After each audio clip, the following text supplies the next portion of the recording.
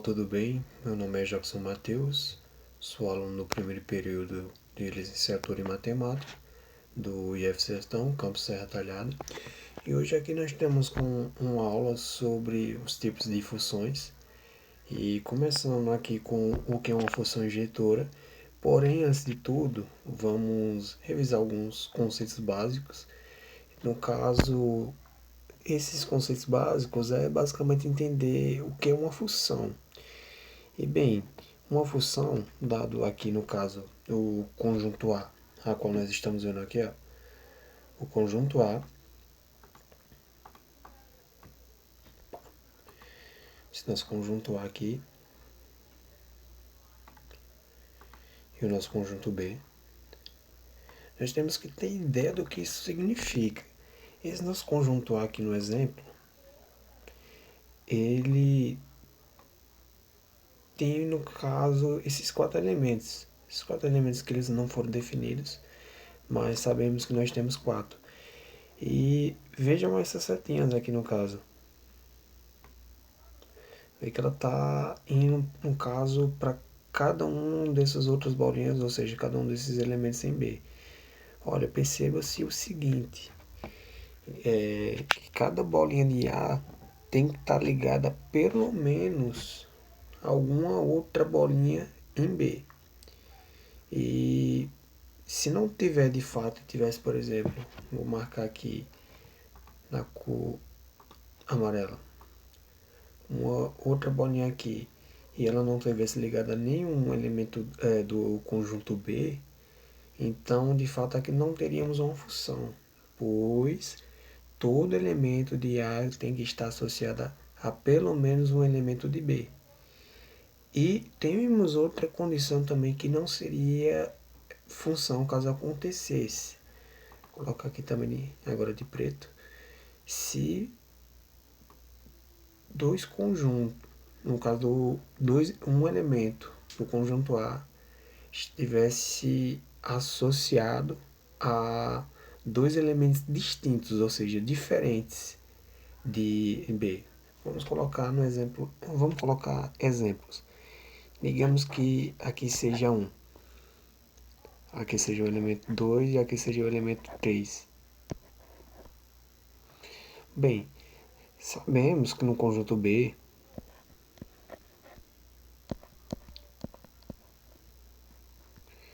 no 2 e 3, sabemos que 2 e 3 são distintos, ou seja, diferentes. E temos que 1 está associado a 2 e 1 também está associado a 3. Então, nesse caso aqui, não teríamos de fato uma função, pois o elemento de A está associado a 1 e somente um elemento de B. Ou então ele estaria ligado a 2, ou então ele estaria ligado a 3. Já o caso contrário, como se pode notar, pode ocorrer, pois, vamos dizer, eu poderia ter num conjunto A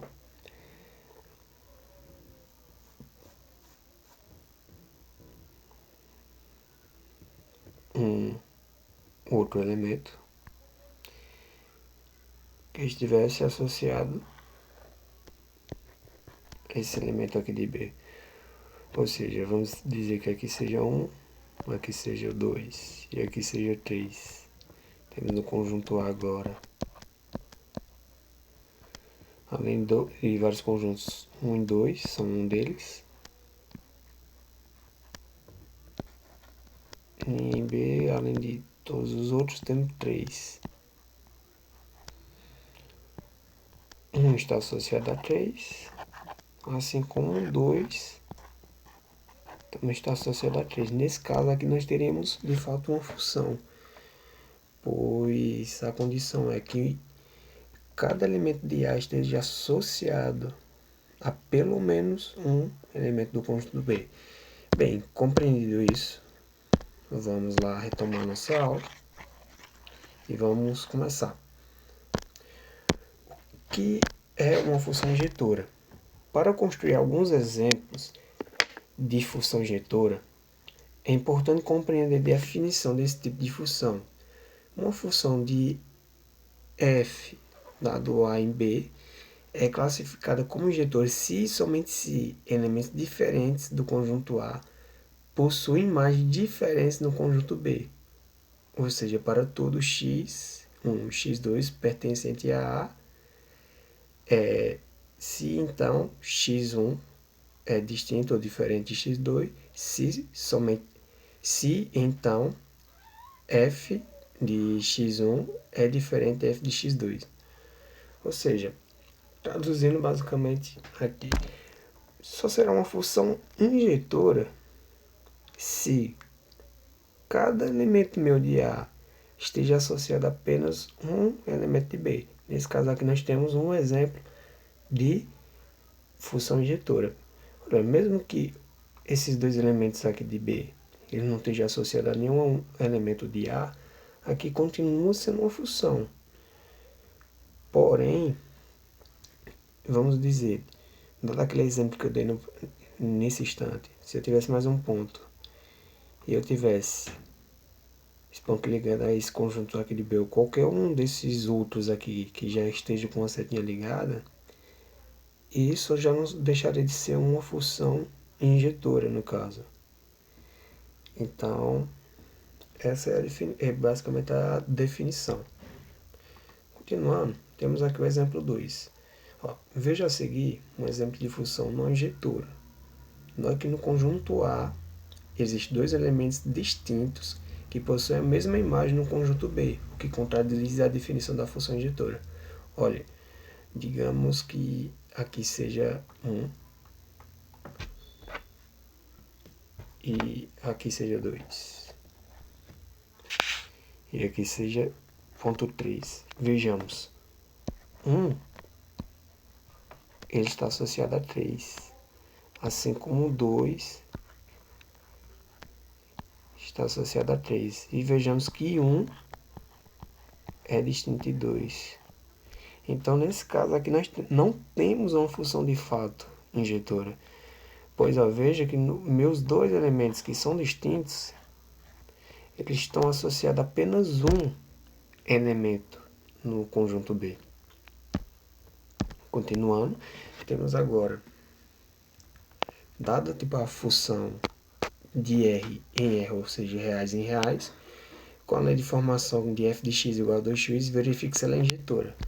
Ora, se o nosso domínio para o contradomínio são os números reais, então para qualquer número real, eu vou ter basicamente o dobro dele, ou seja, eu vou ter realmente um número distinto.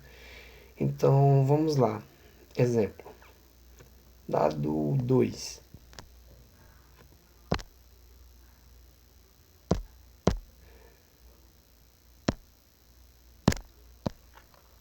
Dado 2.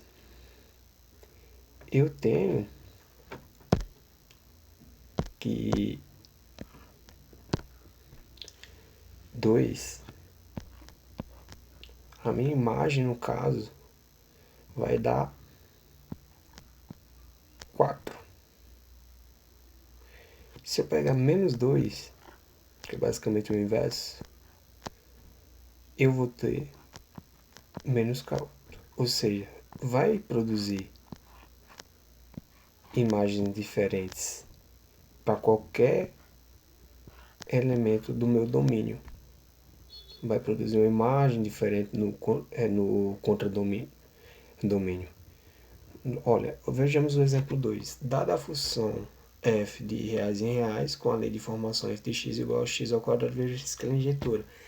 Olha, tomando os mesmos exemplos que demos nesse exemplo 1, de 2. Agora 2 ao quadrado. 2 ao quadrado sabemos que é 4, pois 2 vezes 2 é igual a 4. E menos 2 ao quadrado, lembrando, entre parênteses, já que se tivéssemos, no caso, apenas o menos 2 ao quadrado, isso seria a mesma coisa que menos 4. E isso é diferente. E isso aqui, pessoal, só revisando, é diferente desse caso. Porém,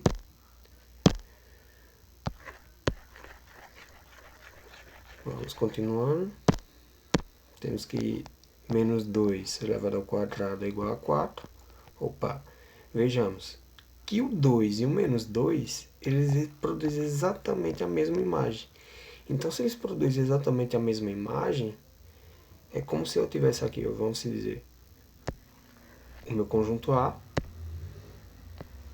eu tendo 2,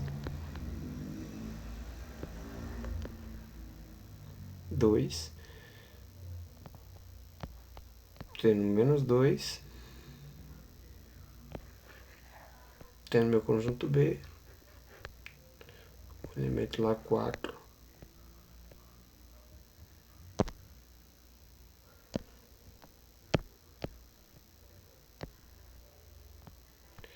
Então,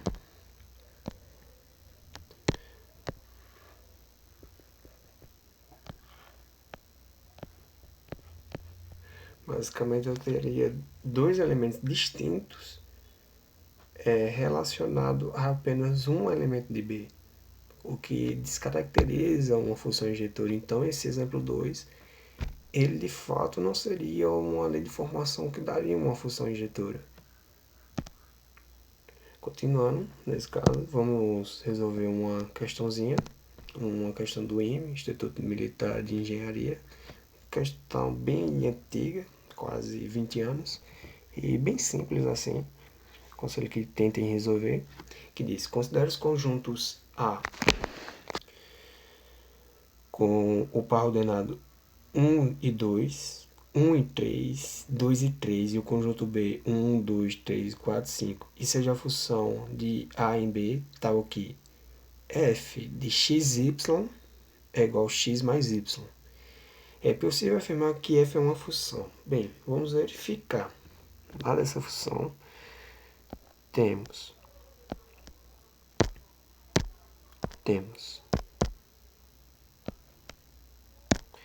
para o primeiro caso, f, o par ordenado, vamos usar o primeiro, que é 1 e 2.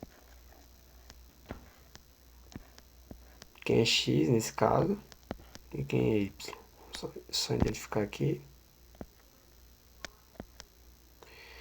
Temos que x é 1, y é 2. Então, o f do par ordenado 1 e 2 é igual a 3.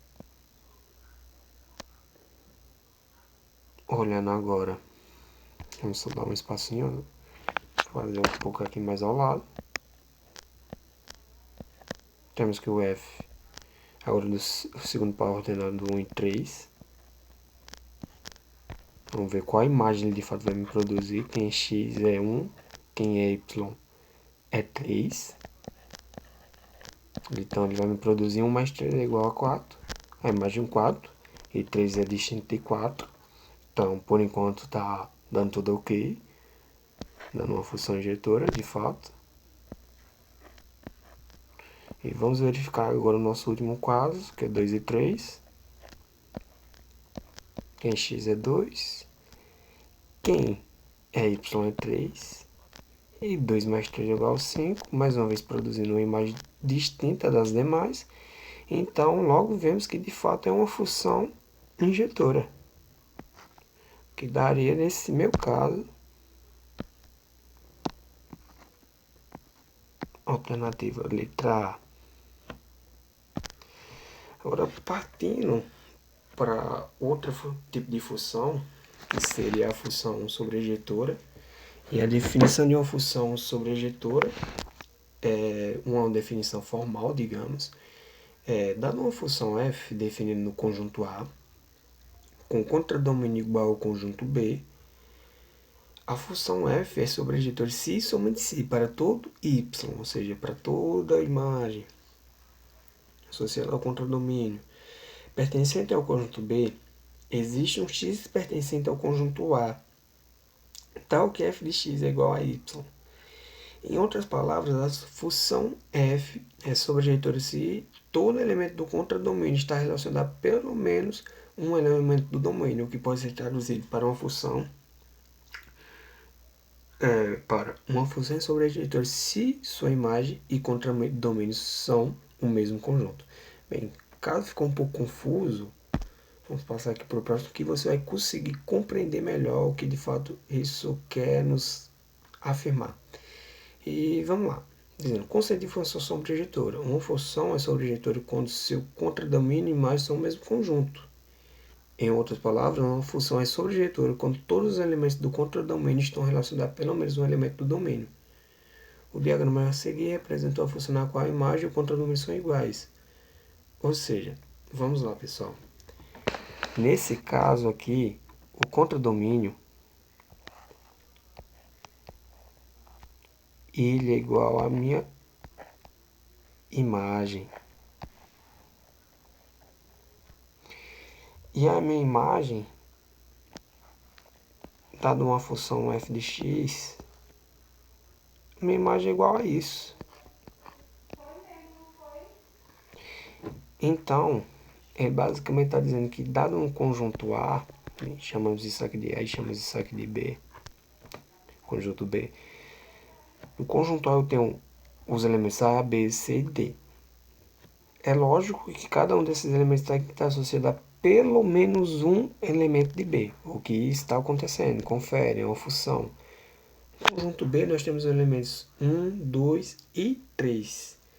Mas perceba-se o seguinte, aqui não temos uma função que ela é injetora. Já podemos também observar isso.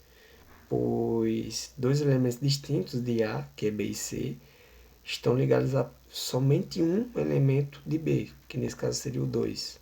Então, óbvio, verificamos isso. Não é injetora. E ela só é sobrejetora se todos os elementos do contradomínio, que é o conjunto B, também a imagem, no caso. Então, veja que nesse caso acontece, porque o meu contradomínio, que é 1, 2 e 3, é também a minha imagem. Mas nesse caso, vamos dizer, se eu tivesse no meu contradomínio o elemento 4, nesse caso, e nenhum elemento de A está associado a esse 4, então quer dizer que minha imagem não é igual ao meu contradomínio, porque nesse caso minha imagem só seria 1, 2 e 3, e meu contradomínio 1, 2 e 3 e 4. Vou escrever aqui mais formalmente, caso a galera que não tenha entendido ainda. Vamos lá. Nesse primeiro exemplo, vou tirar novamente aqui o 4.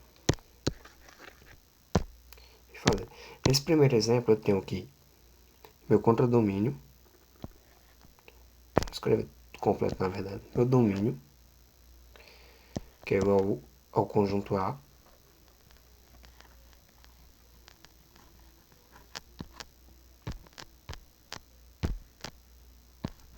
igual ao conjunto A. E quem é meu conjunto A? Meu conjunto A são os elementos A, B, C e D.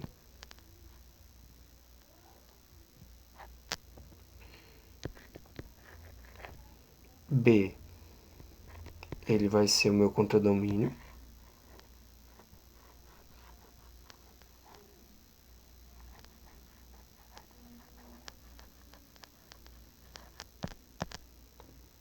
Contradomínio. E, nesse caso, minha imagem. Opa, vamos lá, identificar quem é o contradomínio, na verdade. Nesse caso, 1, 2 e 3. E minha imagem, nesse caso, vai ser 1, 2 e 3. É só vocês observarem, no caso, dos elementos do conjunto A, no caso, e para onde as setinhas estão apontando, chegando os elementos do conjunto B. Dado isso, você vai observar quem de fato é a imagem. E caso tenha algum elemento, que nesse caso eu vou colocar o 4, sem essa setinha, então isso quer dizer que não faz parte da imagem. Então, dado agora esse segundo exemplo, o meu contradomínio ele vai estar sendo 1, 2, 3 e 4 agora. E minha imagem vai estar continuando sendo a mesma. Porque vejam, não tenho mais nenhuma setinha ligada a 4. Então, desse fato, tornou-se uma função que não é sobrejetora. Exemplo, uma função f de x igual a 2x com domínio contra domínio igual ao conjunto dos números reais é sobrejetora, pois seu contradomínio é exatamente igual à sua imagem. Note que essa função não seria sobrejetora se fosse definida com domínio e contradomínio iguais ao conjunto dos números reais, pois, por exemplo, o número 3 do contradomínio não estaria relacionado a nenhum elemento do domínio. Ou seja, dados os números naturais, por exemplo, para essa função, se eu escolher qualquer número natural, que seja, vamos dizer, 0, 1, 2, 3, 4, qualquer um deles, eu não conseguiria achar de modo algum no meu contradomínio 3, no exemplo. O 7 também não conseguiria achar. O 11, o 3, pois são números primos. O único número primo que em si eu conseguiria realmente achar seria o 2. O 2. Pois vejamos, quando eu tenho para f de x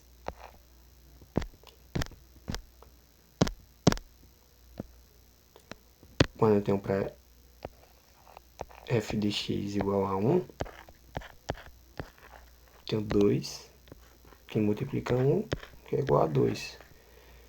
Porém, eu não vou conseguir achar para nenhum dos outros números primos de fato, pois o 2 aqui nesse caso, ele está basicamente definindo que, seja para qualquer número natural aqui, eu só vou encontrar, na verdade, apenas números pares. Pois também sabemos que, por exemplo, nós utilizamos aquela definição 2K para identificar que um número sempre vai ser par, nesse caso. Então, qualquer número que realmente eu diga, naturais, seja 7, seja 5, seja 6, sempre vai me garantir aqui de fato que seja um número par. Então, nunca encontrando um número ímpar. Pessoal, aqui nós estamos chegando em um exemplo de o que é uma função bijetora. E, bem, uma função bijetora, pessoal, ela vai precisar das outras duas definições que acabamos de ver, que é uma função, o que é uma função injetora, que foi o nosso primeiro caso, e o que é uma sobrejetora. Porque uma função bijetora são as duas ao mesmo tempo. Então veja, vamos garantir que ela seja injetora, nesse caso, conjunto A e conjunto B. Percebam-se que é uma função, pois todos os elementos de A estão associados a pelo menos um elemento de B. Vejam também que os elementos de A do conjunto A estão associados a somente um elemento do conjunto B. Então é injetora. E sobre a injetora, porque todos os elementos de A estão associados a todos os elementos de B, ou seja, a imagem é igual ao nosso contradomínio. Então sim, isso aqui é uma função bijetora. E vejam também, no caso não vamos estudar aqui nessa aula ainda o que seja uma função inversa, mas para ser uma função inversa, ela só pode se de fato ela for uma função bijetora, pois basicamente eu trocaria aqui o conjunto B, ele seria basicamente o que o conjunto A está sendo agora, porém com os elementos diferentes. Basicamente eu faria, em vez de f de A em B, eu faria na função inversa f de b em a. E só funciona se de fato ela for bijetora. E não vamos entrar em muitos detalhes aqui, mas em umas próximas aulas vamos dando uma olhada para isso. E continuando, pessoal, vamos ter logo uma questãozinha aqui para treinamento sobre o que é as funções dessas três agora que acabamos de ver. E temos que no diagrama a seguir está representando uma relação entre dois conjuntos A e B. Vejamos, é uma função? Sim. Veja, porque todos os elementos de A estão associados a pelo menos um elemento de B. Vamos agora analisar se ela é injetora. Olha, vejamos. Cada elemento de A aqui está associado a apenas um elemento de B. Então, sim, ela é injetora. Vamos ver se ela é sobreinjetora. Olha, vejamos que é o que, ó. Tem I aqui, que ele não está associado a nenhum elemento do conjunto A. Então, se ele não está associado a nenhum elemento do conjunto A, então minha imagem, ela é diferente. Minha imagem, nesse caso, ela é distinta do meu CD. CD, vamos dizer que é o contradomínio, viu, pessoal? Então, vejamos as alternativas. Análise nesse diagrama, podemos afirmar essa relação. A. Não representa uma função? Falso. Já sabemos que é uma função. B. Representa uma função bijetora? Falso também, pois temos uma função injetora, mas não temos uma função sobreinjetora. E para ser uma bijetora temos que ser as duas ao mesmo tempo. C. Representa uma função que não é bijetora, beleza, correto, pois ela é injetora, certo, vimos que ela é injetora de fato, mas não é sobreinjetora, isso também está correto. Então, nossa alternativa correta é nossa letra C. Vejamos a D, representa uma função que não é bijetora, certo, tudo bem, pois ela é sobreinjetora, isso é falso, mas não é injetora, que também é falso. Então, nossa alternativa, letra C. Temos agora função ímpar. Uma função é ímpar quando o f de menos x é igual a menos f de x. Isto significa que os valores assumidos pela função serão simétricos, tanto em relação ao x quanto em relação ao x. Ou seja, o que isso quer dizer? Vamos lá ver um exemplo. Uma função de f, dados reais em reais, definida por f de x igual a x elevado a 3. Vejamos, ó. Para qualquer elemento de x que eu escolher, e escolher no caso o seu inverso, seja aqui ó, menos 1 e 1, ele vai me produzir de fato uma imagem, vamos dizer, igual. Igual não, na verdade, simétrica. Ou seja, vamos lá. Menos 1 dado f de x é igual a menos 1 elevado ao cubo. Nesse caso aqui, representa essa função, e minha imagem ele vai ser o menos 1. Dado 1, 1 que é igual a 1 elevado à terceira, dá 1. Agora vamos continuar, vamos escolher o menos 2 no exemplo. F de 2 vai ser igual a 2 elevado à terceira. Meu f de 2 vai ser igual a 8. E vamos escolher também o menos 2.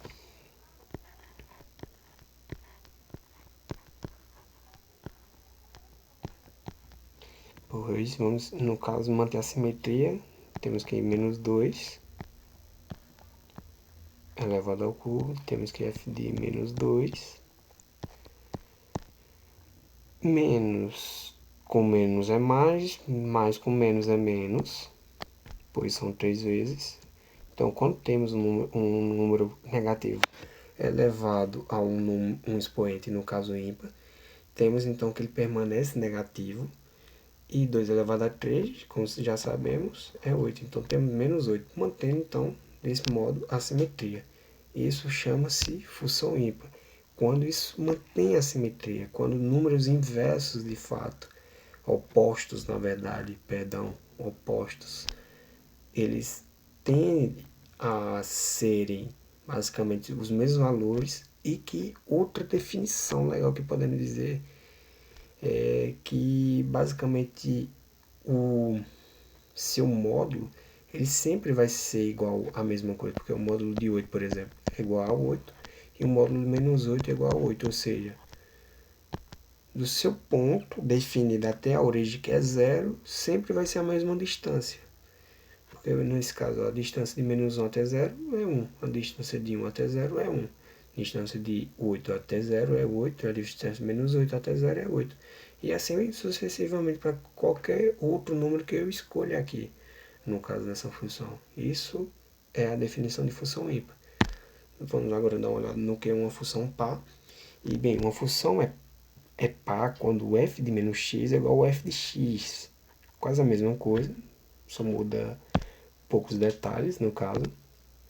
Continua sendo o f de menos x, porém agora eu não tenho menos f de x, eu tenho f de x sendo igual ao f de x.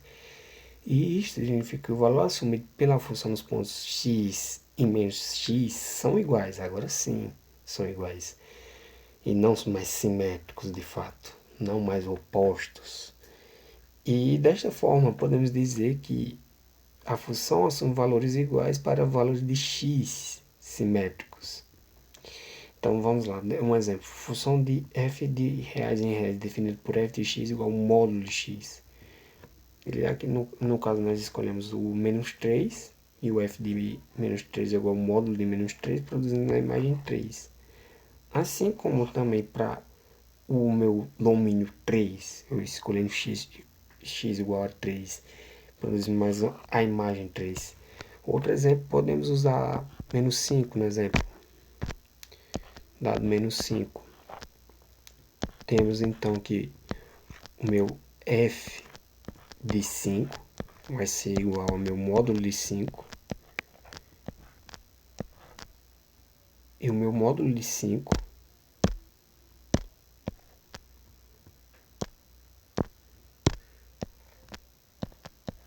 vai ser igual a 5. Ou seja, minha imagem é igual a 5.